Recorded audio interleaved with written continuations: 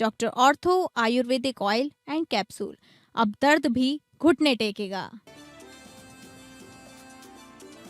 अमेरिकी सेना ने की हॉर्मुज की नाकेबंदी। ट्रंप बोले अब किसी जहाज को नहीं आने देंगे। ईरान हॉर्मुज पार करने वाले चुनिंदा जहाजों से ईरान करेगा वसूली। 18 करोड़ देना होगा टोल। एक्शन में सीएम हेमंत सोरेन। विधानसभा में की गई घोषणाओं पर 16 अप्रैल तक मांगी report. Critical minerals, green energy और एआई हब पर पहल। महिलाओं की आर्थिक भागीदारी बढ़ाने पर जोर। उमर खालिद ने दिल्ली दंगों के बड़े षड्यंत्र मामले में जमानत से इनकार करने वाले सुप्रीम कोर्ट को दी चुनौती। आदेश की समीक्षा के लिए की समीक्षा याचिका दायर। खुली अदालत में सुनवाई की भी है मांग।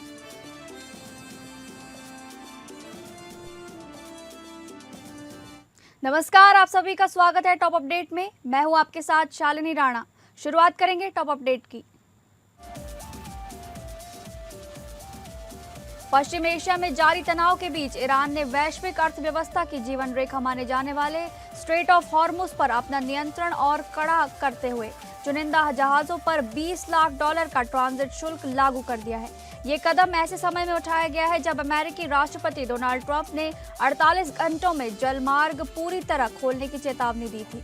ईरान के राष्ट्रपति मसूद पेजेश्कियान ने स्पष्ट किया है कि ये जलडमरू मध्य विरोधियों को छोड़कर सभी के लिए खुला रहेगा। ईरानी सांसदों के अनुसार ये फैसला क्षेत्र में नए संप्रभु नियंत्रण का संकेत है। वहीं ट्रंप ने कहा कि ईरान को अमेरिकी मांगों के आगे झुकना ही होगा और अमेरिका परमाणु हथियार विकसित नहीं करने देगा। दोनों देशों के बीच पाकिस्तान में हुई 21 घंटे लंबी वार्ता भी बेनतीजा रही। इस बीच पाकिस्तान ने युद्ध विराम बनाए रखने और मध्यस्थता की पेशकश की है, जिससे क्षेत्रीय तनाव और बढ़ता नजर आ रहा है। असम चुनाव के बाद झारखंड की हेमंत सोरेन सरकार ने बजट सत्र में की गई घोषणाओं को तेजी से लागू करने की दिशा में कदम बढ़ा दिए हैं। मंत्रिमंडल सचिवालय की अपर मुख्य सचिव वंदना दादेल ने सभी विभागों को निर्देश दिए हैं कि मुख्यमंत्री के संबोधन में घोषित योजनाओं पर तय समय सीमा के भीतर काम पूरा किया जाए। सरकार ने 16 अप्रैल तक हर हाल में प्रगति रिपोर्ट सौंपने के निर्देश दिए हैं। राज्य की अर्थव्यवस्था को मजबूती देने के लिए क्रिटिकल मिनरल्स, ग्रीन एनर्जी और एआई हब पर विशेष फोकस किया जा रहा है। वहीं मुख्यमंत्री हेमंत सोरेन ने महिलाओं को आर्थिक रूप से सशक्त बनाने के लिए मैया बलवान और मैया उद्यमी योजनाओं का ऐलान किया है। इन योजनाओं के तहत महिलाओं को स्वरोजगार के लिए 5 करोड़ रुपए तक का आसान ऋण मिलेगा। सरकार का मानना है कि इससे ग्रामीण और शहरी क्षेत्रों की महिलाएं आत्मनिर्भर बनेंगी और राज्य के विकास को नई गति मिलेगी।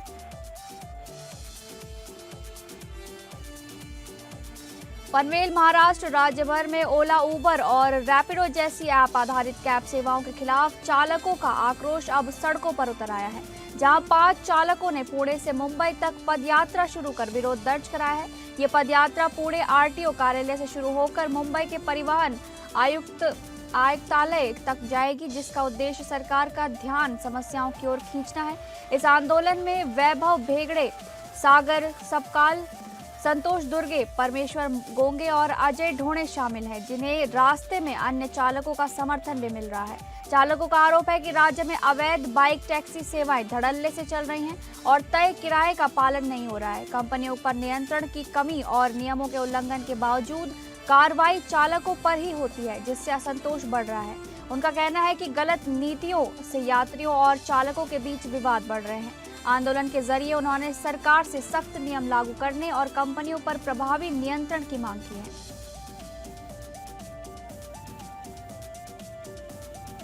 उत्तर प्रदेश के हापुड़ जिले में एक भीषण सड़क हादसे ने 6 लोगों की जान ले ली, जहां धौलाना गुलावटी हाईवे पर बारातियों से भरी बस और ट्रक की आमने सामने जोरदार टक्कर हो गई। यह हादसा रविवार और सोमवार की दरमियानी रात हुआ, जिसमें कई लोग गंभीर रूप से घायल बताए जा रहे हैं। सूचना मिलते ही पुलिस मौके पर पहुंची और ग्रामीणों की मदद से बस में फंसे घायलों को बाहर निकालकर अस्पताल पहुंचाया गया। एसपी ज्ञानंजय सिंह के अनुसार बस में कुल 12 लोग सवार थे, जिसमें से 6 की मौके पर ही दर्दनाक मौत हो गई, जबकि 7 घायल बताए जा रहे हैं। एक मृतक की पहचान अभी तक नहीं हो पाई है, जिसे बस चालक माना जा रहा है। शादी समारोह से लौट रही बस इस दर्दनाक हादसे का शिकार हुई। टक्कर इतनी जबरदस्त थी कि बस पूरी तरह क्षतिग्रस्त हो गई। हादसे के बाद क्षेत्र में अफरा तफरी का माहौल है और पुलिस मामले की जांच में जुटी हुई है।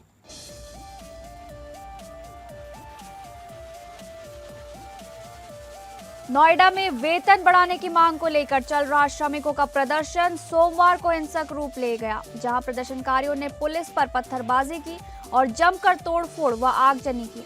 गुस्साए श्रमिकों ने सरकारी वाहनों को नुकसान पहुंचाया और कई इमारतों को भी क्षतिग्रस्त कर दिया। हालात बेकाबू होते देख पुलिस को स्थिति नियंत्रित करने के लिए आंसू गैस के गोले छोड़ने पड़े।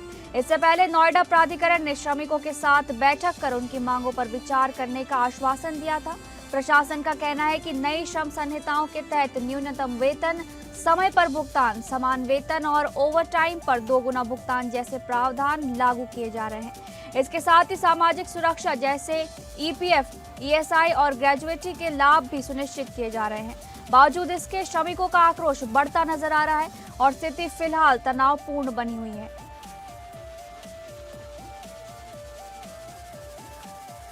ग्रेटर नोएडा की एक सोसाइटी में शुक्रवार देर रात उस वक्त हड़कंप मच गया जब रॉन्ग साइड एंट्री को लेकर गार्ड और एक रेजिडेंट के बीच विवाद हिंसक झड़प में बदल गया। देखते ही देखते कहासुनी, धक्का मुक्की और फिर मारपीट तक पहुंच गई। बीच बचाव करने आई एक महिला के साथ भी बदसलूकी और मारपीट की घटना सामने आई है, जिसका वीडियो सोशल मीडिया पर तेजी से वायरल हो रहा है। वीडियो में महिला को भीड़ के बीच फंसा हुआ देखा जा सकता है, जहां उसके साथ हाथापाई की जा रही है। मामला सामने आते ही पुलिस ने तुरंत कार्रवाई करते हुए 2 आरोपी गार्डों को गिरफ्तार कर लिया है। ये घटना बिसरख थाना क्षेत्र की Amrapali golf homes and Kingswood society की बताई जा रही है। फिलहाल पुलिस पूरे मामले की जांच में जुटी है और अन्य आरोपियों की तलाश की जा रही है।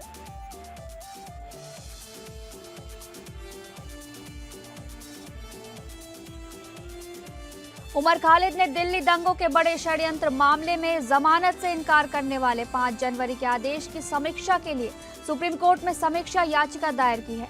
मामला बुधवार को सूचीबद्ध है। उन्होंने खुली अदालत में सुनवाई की मांग भी की है। नियमों के मुताबिक पुनर्विचार याचिका पर जज चैम्बर ने विचार करते हैं, इसलिए सुप्रीम कोर्ट में ये मांग की गई है कि इस पुनर्विचार याचिका पर खुली अदालत में सुनवाई की जाए। दरअसल दिल्ली दंगों के आरोपी उमर खालिद ने 5 जनवरी के उस आदेश की समीक्षा की मांग करते हुए सुप्रीम कोर्ट में पुनर्विचार याचिका दाखिल की है, जिसमें उन्हें जमानत देने से इनकार कर दिया गया था।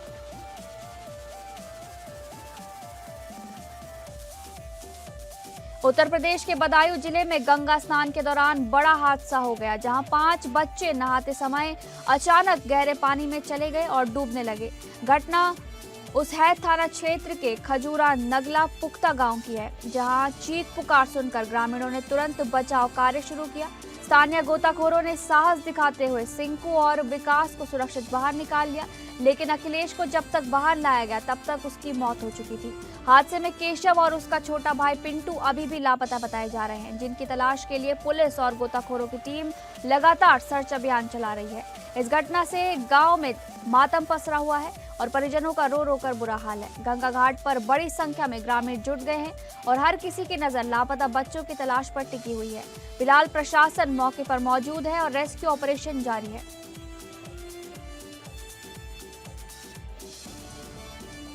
उत्तर प्रदेश के मिर्जापुर में अधिवक्ता हत्याकांड में पुलिस को बड़ी सफलता मिली है, जहां मुठभेड़ के बाद मुख्य आरोपी के सहयोगी को गिरफ्तार कर लिया गया है। इससे पहले पुलिस ने घटना के महज 15 घंटे के भीतर मुख्य आरोपी को भी मुठभेड़ के बाद दबोच लिया था। बताया जा रहा है कि अधिवक्ता की सुबह मॉर्निंग वॉक के दौरान बदमाशों ने गोली मारकर हत्या कर दी थी, जिससे इलाके में सनसनी फैल गई थी। ये पूरी घटना कटरा कोतवाली क्षेत्र की बताई जा रही है। वारदात के बाद पुलिस ने तेजी से कार्रवाई करते हुए आरोपियों की तलाश शुरू की थी। अब एक और आरोपी के पकड़े जाने से पुलिस ने राहत की सांस ली है। फिलहाल मामले की जांच जारी है और अन्य संदिग्धों की तलाश भी की जा रही है।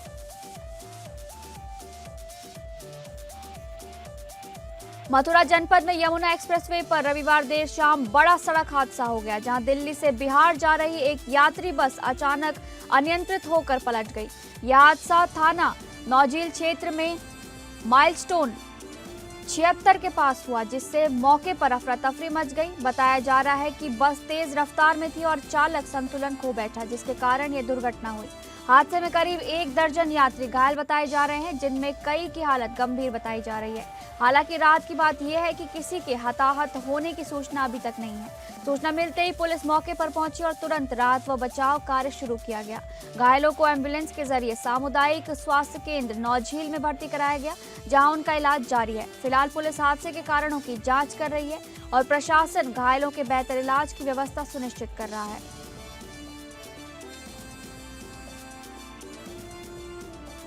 हरदोई जिले में रविवार को एक दर्दनाक हादसा सामने आया, जहां तड़ियावा थाना क्षेत्र के रसूलापुर के पास नहर में नहाने गए प्रशिक्षणरत सिपाही गौरव उर्फ राजन की डूबने से मौत हो गई। बताया जा रहा है कि गौरव अपने 3 पुलिस साथियों और 3 स्थानीय लोगों के साथ नहर में स्नान करने गया था। तभी अचानक संतुलन बिगड़ने से वो गहरे पानी में चला गया। घटना की सूचना मिलते ही पुलिस और प्रशासन की टीम मौके पर पहुंची और गोताखोरों की मदद से सर्च ऑपरेशन शुरू किया गया। काफी प्रयासों के बावजूद खबर लिखे जाने तक शव बरामद नहीं हो सका था। इस हादसे से पुलिस महकमे और मृतक के परिजनों में शोक की लहर दौड़ गई है। मौके पर एसपी अशोक कुमार मीणा भी पहुंचे और हालात का जायजा लिया। फिलहाल प्रशासन द्वारा तलाश अभियान जारी है।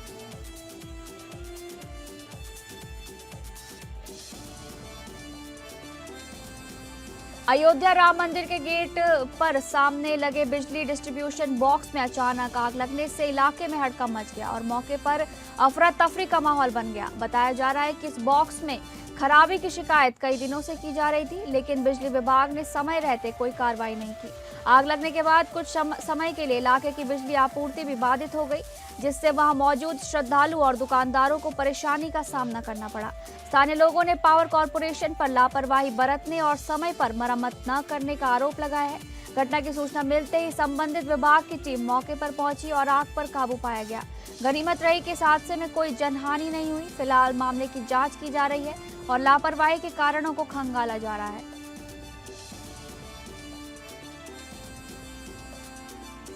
उत्तर प्रदेश के बलिया जिले के गढ़वार थाना क्षेत्र में रविवार को भीषण आग ने तबाही मचा दी, जहां असनावर, बसनावर और आलमपुर गांव में करीब 100 एकड़ गेहूं की खड़ी फसल जलकर राख हो गई। आग की शुरुआत बसनावर गांव से हुई और तेज हवाओं के चलते देखते ही देखते तीनों गांवों में फैल गई, जिससे पूरे इलाके में अफरा तफरी मच गई। इस घटना से लगभग 200 किसानों को भारी नुकसान उठाना पड़ा है। आग बुझाने के लिए हजारों ग्रामीण एकजुट हुए और ट्रैक्टर से खेत जोतकर तथा झाड़ियों और डंडों की मदद से करीब 3 घंटे की कड़ी मशक्कत के बाद आग पर काबू पाया गया। ग्रामीणों ने आरोप लगाया कि सूचना देने के बावजूद फायर ब्रिगेड की टीम देर से मौके पर पहुंची। फिलहाल जिला प्रशासन नुकसान का आकलन कर रहा है और प्रभावित किसानों को राहत देने की तैयारी की जा रही है।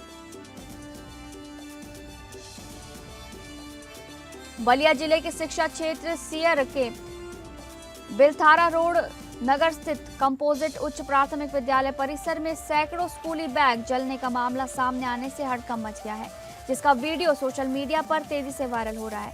बताया जा रहा है कि करीब 400 बैग, जिन पर शिक्षा का अधिकार और सर्व शिक्षा अभियान लिखा था, जलते हुए पाए गए। घटना की सूचना मिलते ही बेसिक शिक्षा अधिकारी मनीष कुमार सिंह ने मौके पर पहुंचकर जांच शुरू कर दी है और एक जांच टीम का गठन भी किया गया है। इस टीम में डीईओ और डीसी समेत खुद बीएसए भी शामिल है। हालांकि खंड शिक्षा अधिकारी सियर को टीम से बाहर रखा गया है। बीएसए ने इस मामले को गंभीर बताते हुए कहा कि जांच में दोषी पाए जाने पर सख्त कार्रवाई की जाएगी। इस घटना ने शिक्षा व्यवस्था और सरकारी योजनाओं पर सवाल खड़े कर दिए हैं। फिलहाल पूरे मामले की गहनता से जांच की जा रही है।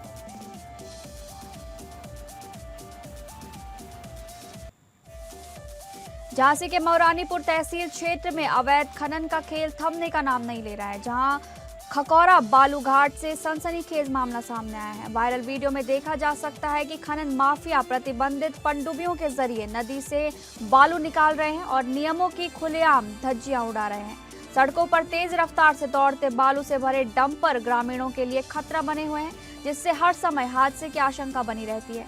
ग्रामीणों का आरोप है कि वैध खनन की आड़ में अवैध कारोबार को अंजाम दिया जा रहा है और एनजीटी के नियमों की अनदेखी हो रही है। वीडियो सामने आने के बाद प्रशासन हरकत में आया और मौके पर टीम भेजी गई, लेकिन कार्रवाई से पहले ही पनडुब्बियां हटा ली गई। वहीं उपजिलाधिकारी श्वेता साहू ने बताया कि जांच में मौके पर ऐसा कोई खनन नहीं मिला।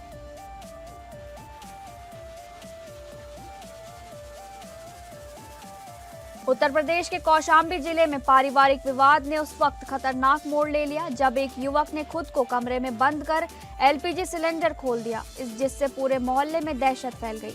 ये घटना खोखराज थाना क्षेत्र के भरवारी कस्बे के केशव नगर मोहल्ले की है, जहां पत्नी से विवाद के बाद युवक ने ये कदम उठाया। गैस की तेज गंध फैलने पर स्थानीय लोगों ने तुरंत डायल 112 पर सूचना दी, जिसके बाद पुलिस और फायर ब्रिगेड मौके पर पहुंची। युवक ने गैस सिलेंडर में ब्लास्ट करने की धमकी भी दी, जिससे अफरा तफरी का माहौल बन गया। काफी देर तक समझाने के बाद युवक ने सिलेंडर बंद किया और दरवाजा खोल दिया। पुलिस ने उसे सुरक्षित बाहर निकाल लिया, जिसके बाद लोगों ने राहत की सांस ली। फिलहाल मामले में आगे की कार्रवाई की जा रही है। उत्तर प्रदेश के मऊ जिले में भीषण आग ने किसानों की मेहनत पर पानी फेर दिया, जहां दोहरीघाट थाना क्षेत्र में फरसरा खुर्द गांव में अज्ञात कारणों से गेहूं के खेतों में अचानक आग लग गई। देखते ही देखते आग ने विकराल रूप धारण कर लिया और करीब 15 बीघा गेहूं की खड़ी फसल जलकर राख हो गई। तेज हवाओं के कारण आग तेजी से फैलती चली गई, जिससे किसानों में हड़कंप मच गया। घटना की सूचना मिलते ही स्थानीय पुलिस और संबंधित विभाग की टीम मौके पर पहुंची और हालात का जायजा लिया गया। इस आगजनी से किसानों को भारी आर्थिक नुकसान उठाना पड़ा है। ग्रामीणों ने प्रशासन से प्रभावित किसानों को उचित मुआवजा देने की मांग की है। फिलहाल आग लगने के कारणों की जांच की जा रही है और प्रशासन स्थिति पर नजर बनाए हुए है।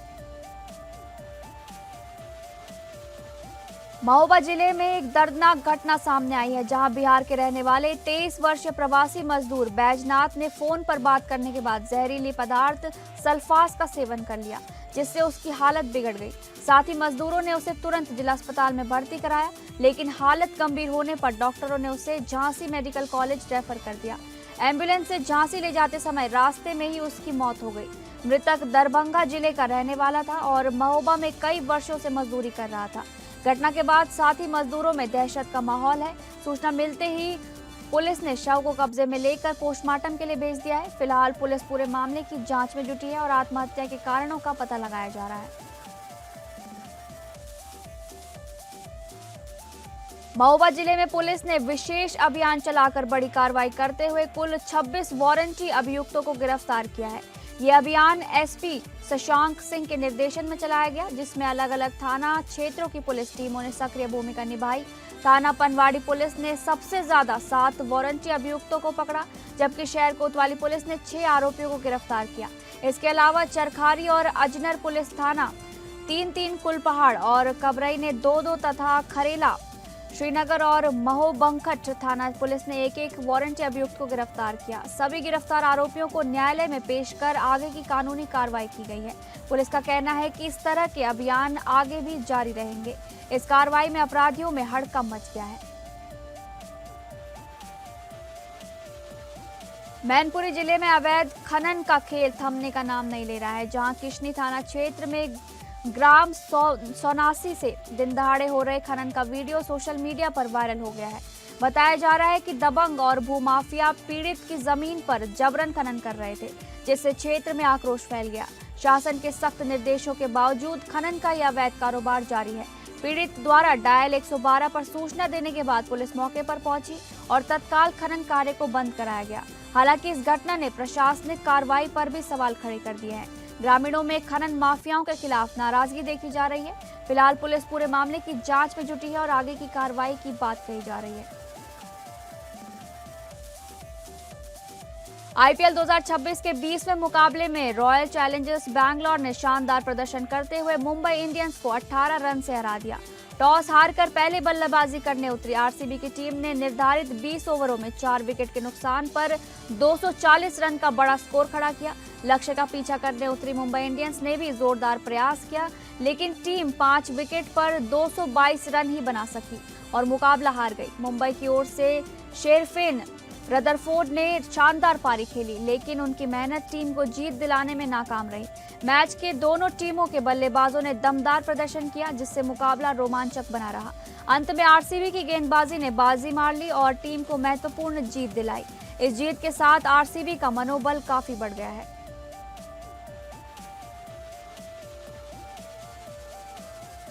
भारतीय संगीत जगत के लिए बेहद दुखद खबर है, जहां सुरों की रानी आशा भोसले का 92 वर्ष की उम्र में निधन हो गया है। उन्हें तिरंगे में लिपटकर राष्ट्रीय सम्मान के साथ अंतिम विदाई दी जा रही है। 11 अप्रैल 2026 को तबीयत बिगड़ने के बाद उन्हें ब्रीच कैंडी हॉस्पिटल में भर्ती कराया गया था, जहां 12 अप्रैल को मल्टीपल ऑर्गन फेलियर के चलते उन्होंने अंतिम सांस ली। शुरुआत में कार्डियक अरेस्ट की आशंका जताई गई थी, लेकिन बाद में चेस्ट इन्फेक्शन की बात सामने आई। उनके अंतिम संस्कार में कई दिग्गज हस्तियां शामिल हो रही हैं। इस बीच उनके बेटे आनंद भोसले ने लोगों से अपील की है कि शिवाजी पार्क के आसपास भीड़ न लगाएं।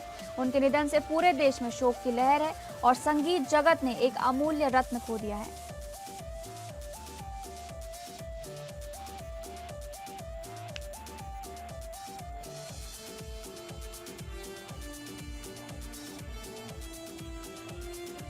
फिलहाल टॉप अपडेट में बस इतना ही। नमस्कार।